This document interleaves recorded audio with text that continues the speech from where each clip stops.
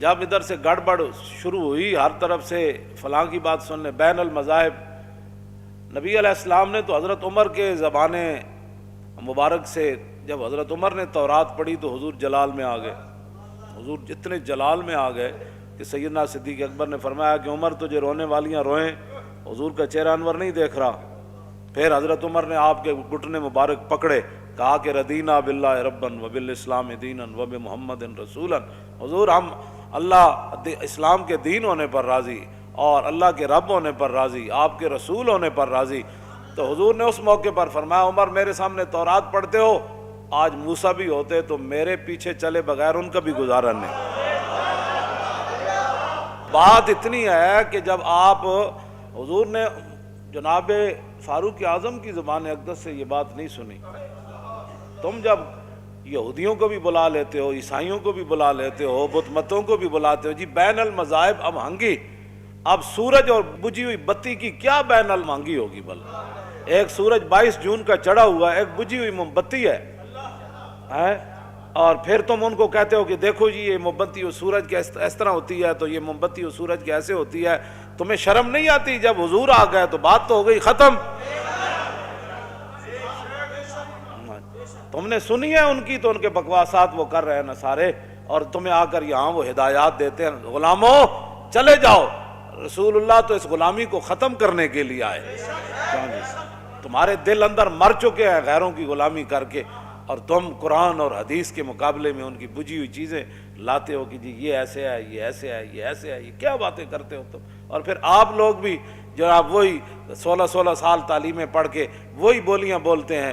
وہ کہا ایک لرد فرنگی نے اپنے پسر سے کہ منظر وہ طلب کر آنکھ نہ ہو کبھی تیری سیر۔ اقبال کہتا ہے کہ میں نے وہاں دیکھا ایک لاڈ فرنگی اپنے بچے کو کہہ رہا تھا، بچے آ ان مسلمانوں نو سدا ذلیل کر کے رکھنا ہے، انہوں نے غلام بنا کے رکھنا ہے، اے چمکتے ہوئے دین بھی پاس ہوتے ہوئے معذرت کا ہانہ رویہ اختیار کرے۔ نہیں جی، نہیں نہیں نہیں نہیں نہیں جی، نہیں نہیں نہیں جی، اسلام تلوار سے نہیں پھیلا جی، اور نہیں جی ایسے مولوی باتیں کرتے رہتے ہیں، اسلام تو بڑا سکون کا سبق دیتا ہے، اسلام تو کسی کو کہتا ہی کچھ نہیں ہے جی۔ میں آکھا جناب کہتا کچھ نہیں ہے، لیکن کعبے کے غلاف سے لپٹا ہوا بندہ مار دیتا ہے، کہتا کچھ نہیں ہے کسی کو۔ فتح مکہ والے دن کتی کے بچے بچ جاتے ہیں، لیکن ایک انسان کعبے کے ساتھ لپٹا ہوا قتل ہو جاتا ہے۔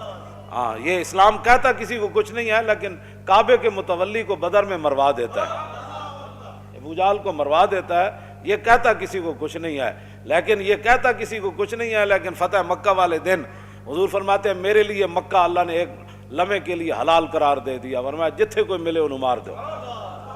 یہ ساری کہتا کسی کو کچھ نہیں ہے، لیکن یہ تلوار لے کر مکے میں داخل ہو جاتا ہے۔ ہاں یہ کہتا کسی کو کچھ نہیں ہے، یہ کیسر و کسرا کے دروازے پر چلا جاتا ہے، کہتا ہے نکلو باہر حضور آ گئے۔ کہتا کسی کو کچھ نہیں ہے، لیکن یہ 2 سپر پاوروں کو گرا دیتا ہے۔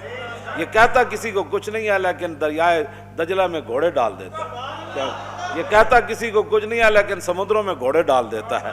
یہ کہتا کسی کو کچھ نہیں ہے، لیکن افریقہ کے جنگلوں میں حضرت عقبہ بن نافع رات پڑ گئی، صحابہ کو کہا یہاں شیر ہیں، چیتے ہیں، یہاں تو فوج کو نقصان پہنچائیں گے۔ یہ کہتا کسی کو کچھ نہیں ہے، لیکن چھوڑتا یہ شیروں اور سانپوں کو بھی نہیں ہے۔ یہ کہتا کسی کو کچھ نہیں ہے۔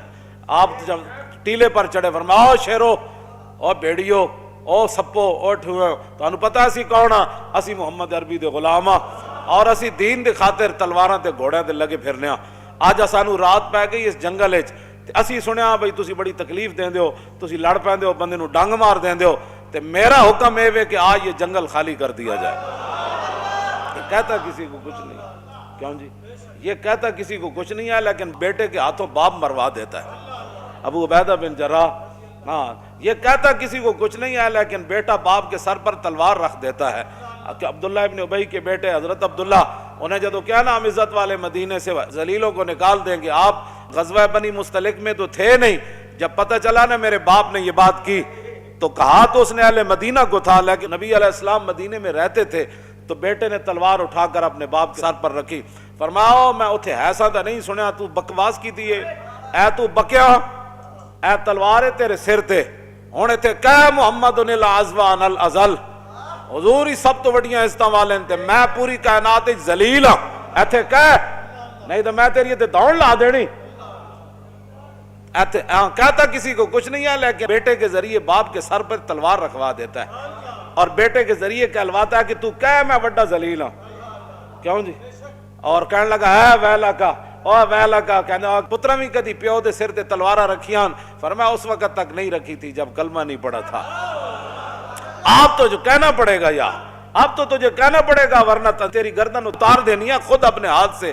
تو کہنے لگا میں کہتا ہوں محمد الازوان الازل، میں کہتا ہوں حضور بڑی عزت والے، میں سب تو بڑا ذلیل ہوں. فبلغت رسول اللہ، ایک خبر رسول اللہ تک پہنچ جاتی.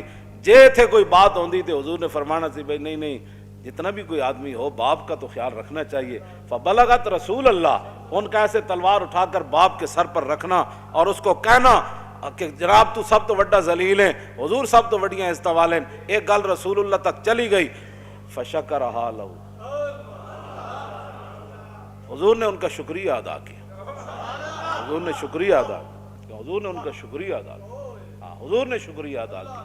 حضور خود چاہتے ہیں جب میری بات ہو تو پھر میرا کلمہ پڑھنے والا صرف مجھے دیکھے. پھر آگے کون کھڑا ہے، پیچھے کون کھڑا ہے، دائیں کیا کھڑا ہے، سر پر تلوار ہے یا نیزہ ہے یا گولی آ رہی ہے، پھر وہ ادھر نہ دیکھے، صرف پھر وہ مجھے دیکھے. حضور خود یہ چاہتے ہیں. کیوں جی؟ اس لیے تو ان کا شکریہ ادا کیا. فرماؤ میرے غلام تیرا شکریہ کہ تو نے میری عزت پر اتنی بڑی اور بات کرتا تو بات اور ہے. کچھ دنوں کے بعد حضرت عبداللہ پھر آ گئے.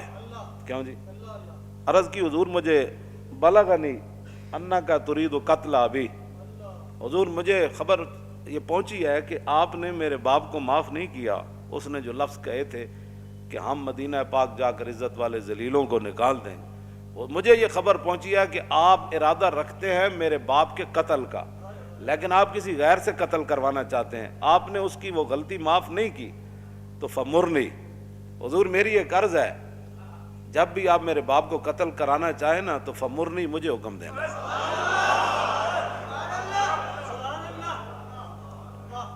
پھر کیا ہوگا؟ میں باپ کو پکڑ کر لاؤں گا کہ معافی مانگ، یا میں معافی مانگا. فمرنی ان احمل الیک راسہ، حضور حکم آپ نے مجھے دینا ہے. پھر منظر دیکھیں کہ میں سر کاٹ کے آپ کے قدموں میں کیسے لاتا ہوں. یہ کہتا کسی کو کچھ نہیں، یہ کہتا کسی کو کچھ نہیں ہے. کیوں جی؟ ہاں یہ کہتا کسی کو کچھ نہیں ہے، لیکن بھانجے کے ذریعے ماما مروا دیتا ہے. یہ کہتا کسی کو کچھ نہیں ہے. یہ کیا باتیں ہوئی؟ کون سے تم اسلام کی تشریحات کرتے ہو اور 12 ربیع الاول شریف کے اندر جناب تم باتیں ایسی لا یعنی قسم کی وہاں گفتگویں کرتے. وہ سکالر بھی ایسے ہی ہوتے ہیں، تعلیم کے تیزاب میں ڈال کر اس کی خودی کو. اقبال کہندا ہو، لارڈ فرنگی کہنے لگا ہو انہاں مسلمانوں نو غلام رکھنا ہے، انہاں اندروں غلام بنا دینا ہے. انہیں کہے تے غلام نہیں بن دے. کیوں جی؟ یہ تے غلام بن کے مکے چ مار کھا لیندے، گل نہیں مندے. یہ تے سوراخ ایڈے ایڈے کروا لینے. حضرت حباب دے جسم میں ایڈے ایڈے سوراخ سن. حضرت عمر ویکھ کے چیخ پے سن. فرمایا حباب کی ہویا؟ عرض کی جناب بلال نو تو چھڑان والے آ جاندے سن، اگ اتنے لیٹے تے مینوں تو چھڑان والا بھی کوئی نہیں سی ہوندا. میری تے چربی اگ بجاندی ہوندی سی. ایک گل دسو ذرا عقل چاندی گل. ایک جاگن تے ایک جاگ نہ جاگن، ایک جاگ دے ہی ستے ہو، ایک بت خانے جا واصل ہوئے تے ایک رہ وچ مسیتی ہو. بند پر پا نیس پر جان و دل مشکل اندر مشکل اندر مشکل است. اقبال کہندا مسلماناں دی بیڑیاں جڑیاں نا اور دل تے روح تے انگریزاں پا چھڑیاں. اے پیراں دیاں بیڑیاں ہوندیاں تے اسی کوئی لوہ تے پلاس لے کے تے تھوڑے لو کے. اقبال کہندا اسا توڑ دینیاں سن لیکن مشکل اندر مشکل اندر مشکل است. اقبال کہندا اے تے مشکل ہے کہ انہاں نے دل بند دیتے، انہاں دی روح بند دتی، انہاں دے افکار بدل دیتے، انہاں دیاں سوچاں بدل دتیاں. اے جدوں بھی اسلام نو پڑھنا چاہندے تے کہندے نہیں انگریز کیا کہتا ہے اس مسئلے. ہاں انہوں نے کبھی بھی نہیں سوچا کہ رسول اللہ نے کیا فرمایا. ہاں یہ کیا بات ہوئی. یہ جب بھی بات کرتے ہیں تو انگریزوں کی باتیں کرتے ہیں. یہ کہتا کسی کو کچھ نہیں ہے لیکن 10 سال کے اندر 100 جنگیں کر دیتا ہے. یہ کہتا کسی کو کچھ نہیں ہے لیکن یہ جنگ یمامہ میں 36,000 منکرین ختم نبوت کو ذبح کر دیتا ہے. ہاں یہ کہتا کسی کو کچھ نہیں ہے لیکن صرف اتنی بات جو کہے کہ آئیے پھر ویدو. کیوں جی؟ یہ بھاگ جائیں گے میدان حدیبیہ میں. یہ کہتا کسی کو کچھ نہیں ہے. اتھے عروہ بن مسعود گل کر رہے ہومن بھی سفیر اور رسول اللہ وہاں اتھے خلق عظیم دے مالک بھی بیٹھے ہومن. وما ارسلناک الا رحمت للعالمین دیاں شانہ دے مالک بھی اتھے بیٹھے ہومن. تے نال عروہ بن مسعود گل کر دیں کہ یہ چھوڑ جائیں گے آپ کو، بھاگ جائیں گے. یہ کہتا کسی کو کچھ نہیں ہے، لیکن افضل الخلق بعد الرسل تے صحابہ وچ سب تو وڈے عالم کیوں جی جہدا اسلام اتے قرضہ اج بھی باقی ہے صدیق اکبر دا، جڑا عالم ارواح تو لے کے تے عالم برزخ تک اج بھی حضور دے نال ہن، اتنی شاناں دے مالک ہون تے اتنے وڈے عالم ہون تے اتقا بھی ہون، سب تو وڈے نیک بھی ہون، اسلام انہاں دا مقروض بھی ہوئے، یہ ساریاں شاناں اپنی جگہ ہون، لیکن عروہ بن مسعود ایک جملہ کہہ دیون میدان حدیبیہ تانا دیندے ہیں رسول اللہ نو کہ تسی انہاں تے بھروسہ کر کے ساڈے نال لڑن لگے ہو، اے تے نس جان گے، اے تانوں عین لڑائی دے وقت اے چھڈ جان گے۔ تے فقال له ابو بکر اور امسس بزر اللات نحن نفر عنه وندعو، افضل الخلق یہ جملہ اپنے منہ سے کہہ دے۔ تم ہمیں اخلاق سکھانا چاہتے ہو؟ جو یہود و نصارہ کی ایجنٹیاں کرتے ہو، ساری رات ڈرامے اور فلمیں دیکھتے ہو، کیوں جی 2 نمبر مال بیچتے ہو، ہر دفتر میں رشوت اور جناب سود تم بینکوں سے کھاتے ہو۔ میں جانتا ہوں سارا کچھ جہاں سے جو لوگ کمائی کرتے ہیں، تو پھر بڑی بڑی بلڈنگیں ڈی ایچ اے بناؤ تو بیریا ٹاؤن بناؤ۔ مجھے بتاؤ نا کہ 40 سال 10 سال تے رسول اللہ دی ظاہری حیات ہے، پھر 30 سال خلافت علی من حاج النبوت، اس وچ ایک مکان بھی مدینے چ نواں بنا ہوئے، دسو نا سا 2 سپر پاوراں جناب ٹوٹیاں ہون تے حضرت عمر دے کپڑے بدل گئے ہون، بلکہ 36 پیوند مزید لگ جانے۔ ہاں حکمران عبود و سامان نداشت دستے جز تیغو قرآن نداشت۔ اقبال کہتا ساڑھے حکمران ضرور رہے، سپر پاوراں بھی ڈھائیاں، تو میں کہا اقبال پھر انہاں ڈی ایچ اے بنائے، بیریا ٹاؤن بنائے، پورا جناب پاکستان پلاٹا میں تقسیم کر دیتا۔